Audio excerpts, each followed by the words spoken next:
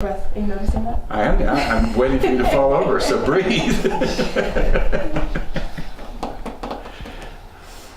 All right, camera's rolling. Action.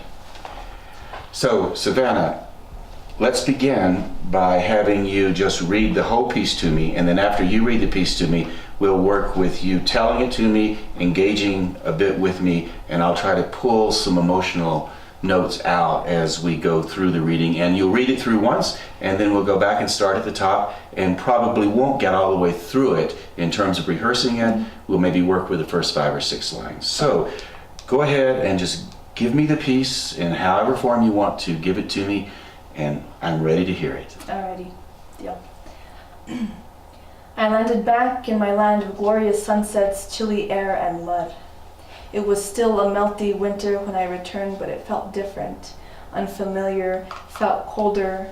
My joints cringed a little, my heart grew goosebumps. 6 days was not enough time to rekindle.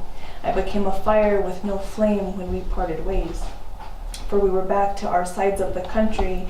It was habitual how you would wrap me so tightly in the blanket of passion that was your arms. Now I shivered. Search for warmth in the sound of your matchbox voice, awaiting your telephone call to strike a forest fire in my ears. I realized that I left my rain in your eyes and returned to my high desert, empty-handed, dry-mouthed, an emotional thirst that only your presence could quench. Looked around, and these were no longer my mountains that once surrounded me. I left them on your shoulders, on your hips, your breastbone. They were so easy to climb back in Atlanta. Now I gasp a little. I left a lung in your last kiss at the airport. I'll try my best to wait patiently for its return. I've landed back in this land safely, but this was not home anymore. The altitude can kill me now. Will you save me? Will you still come if I get weak? I know I must learn to be without you again, but if only for a short time. Will you promise me that you'll bring your fire with you when you get here, that you will ignite my kindling again? Will you promise me that we will never stop burning? Bravo. How did you feel about that? That's clearly a piece that's really personal for you. It's something that I get a sense happened in your life for real sometime recently, maybe within the last year or so. Am I getting that? Yeah. Exactly. So I'm feeling some energy around it. If I had to make a stab, I would say it was a love poem. Would that be true? That's exactly it. So when one has love in one's life, what kind of emotions do you have? How do you Happiness, feel? Yeah, what else? Passion. Yeah, what else? Fear. Fear? Sure, what else? Excitement. Excitement, anything else? I don't know. That's all I can think of. So excitement's a pretty good one. Yeah. Passion, emotion, all the emotions come into play, and it's a very exciting time in your life, right? So it would make sense you would write a poem like this. Yeah. So before we start to work on this poem, what I would like for you to do is just to relax and fully think about this love you have. Fully think about this person that you are writing about. Clearly, this person's still in your life, I suspect. This person. He's here. Let's try that again. Just say yes, he is. Yes, he is. Clearly, this person is still in your life, right? Yes, he is. He's probably nearby. Okay, so what I would like for you to do now is to go back and read this piece again to me. And when you do, just engage it more. But before you do that, tell me how you felt about it when you read it through the first time. It felt really good. This is the first time I've actually read it. Okay, so this is brand new. Brand new. Just on the page, clearly it's not even typewritten. It's something you've just written out longhand, I right? literally just wrote it, or transferred it from computer to Just now. journal. Yeah. So this is completely brand new. So in the brand new sense of things, how did it feel? Amazing. Yeah, I liked it too. A little bit exhilarating. I haven't read it in a Yeah, while. it was really fun. Yeah, and so one note I would give you, and I know that I've talked. One note I would give you, and I would ask you to always remember it. And you've probably heard this note before, but make sure you have good voice projection. So voice projection means when you project your voice, it comes out above my head like a ball arcing over my head, and it falls behind me about 3 feet. Just like my voice is projecting over your head and falling behind you. So the voices become your voice becomes like a 360 bubble that falls like a dome almost, a dome of sound. Okay. So when you present this work to me this time, when you read this work to me this time, allow the dome of sound to fill up our bubble, okay?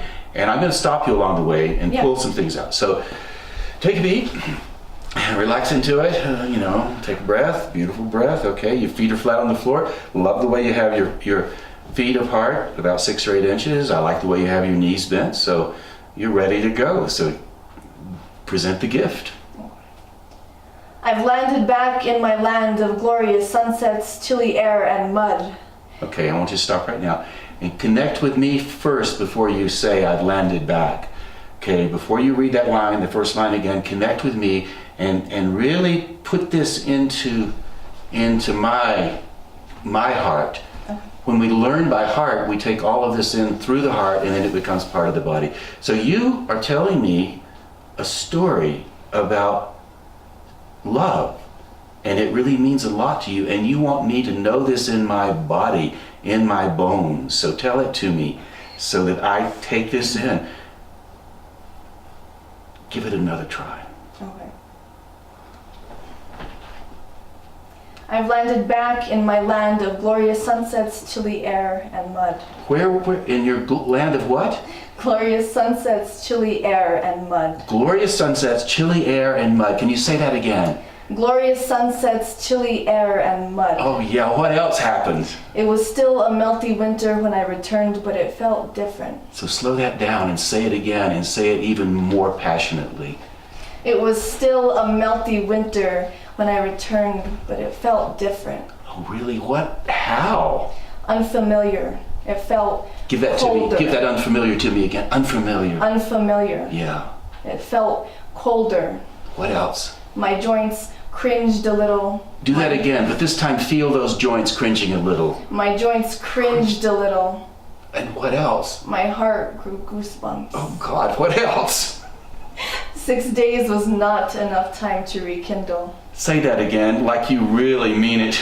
6 days was not enough time to rekindle. And what else happened, Savannah? I became a fire with no flame when we parted ways. Oh God, that is too good a line to let stop at once. Give it to me one more time, but burn me up with it. I became a fire with no flame when we parted ways. Go ahead, go on. I'm envying this person. For we were back to our sides of the country. And then what happened? It was habitual, the way you'd wrap me so tightly in the Okay, blanket. let me try something here. We were back in our parts of the country. Okay, you've now separated. We now know that you have all the passion and the fire and the joy, but you're separated. So take that a little bit down a little bit. What was the next line after the we were back?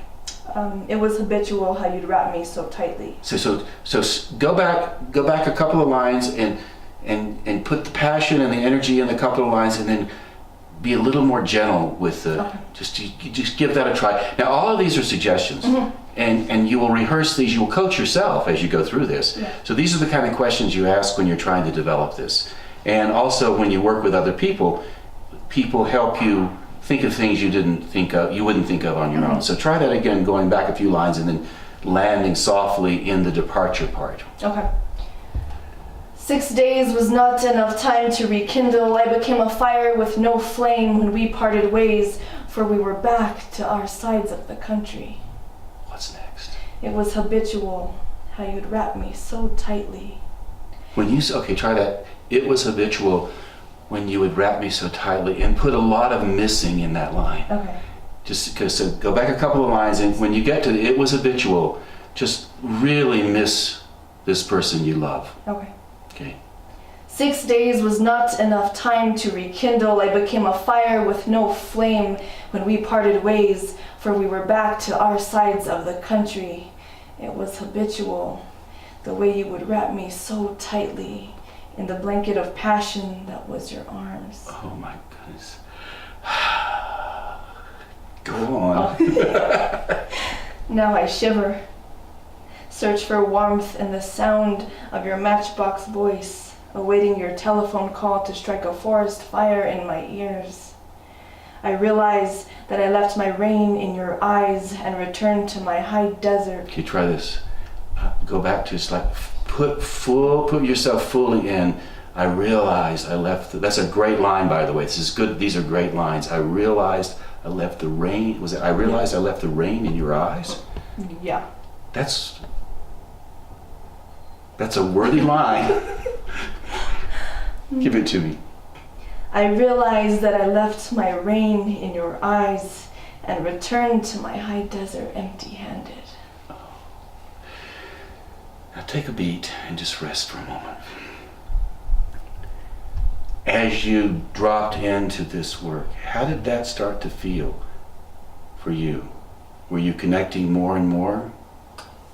It was taking me back to the memories that led me to write this poem. That's right. So when you perform your work, the prep and rehearsal when you perform your work, your rehearsal allows you to go back into those memories that inspired you to write the piece. Mm-hmm. And when you do that, your body begins to remember that, and you want to allow the audience to feel the full sense you had when you fell in love. Because when one falls in love, there's joy there, and we all want to do that. So here's a moment when you can allow us to celebrate your falling in love, while at the same time, maybe we fall in love with ourselves when you are reading the poem. Mm-hmm. So I'd like to close by asking you to take the prep that we've worked with, okay, what I pulled out, and if we were working for a long time, we would go through each one of these beat by beat. Yeah. But we don't have enough time today to do that. We only have this little bit of time. Mm-hmm. So just give us again the whole poem in its entirety, and just throw yourself into it, your voice projection, and tell it to me, and allow me to experience the love you have, and we'll all just have a bubble of love. And remember how she felt at those moments of remembering, missing, Okay. bringing her emotions into it. And when you do this, and you're reading to me, remember back how you felt when you were experiencing this. Take yourself into the imaginative circumstances of the time when you met, the time when you started to know that this might be something that was significant, when love started to bloom, and then when the departure came, the sadness of leaving, but it was a sweet sadness because the love wasn't going anywhere. The sadness was just becoming part of the love. Mm-hmm. So remember back deeply, and then give all of that to me as you read. Okay. I am ready. The whole thing? Okay, go Okay. from the top. Start from the top, Savannah. Okay. I landed back in my land of glorious sunsets, chilly air, and mud. Right. It was still a melty winter when I returned, but it felt different, unfamiliar, felt colder. Mm-hmm. My joints cringed a little, my heart grew goosebumps. 6 days was not enough time to rekindle. I became a fire with no flame when we parted ways, for we were back to our sides of the country. It was habitual how you would wrap me so tightly in the blanket of passion that was your arms. Now I shiver. Search for warmth in the sound of your matchbox voice, awaiting your telephone call to strike a forest fire in my ears. I realize that I left my rain in your eyes and returned to my high desert, empty-handed, dry-mouthed, an emotional thirst that only your presence could quench. Looked around, and these were no longer my mountains that once surrounded me. I left them on your shoulders, on your hips, your breastbone. They were so easy to climb back in Atlanta. Now I gasp a little. I left a lung in your last kiss.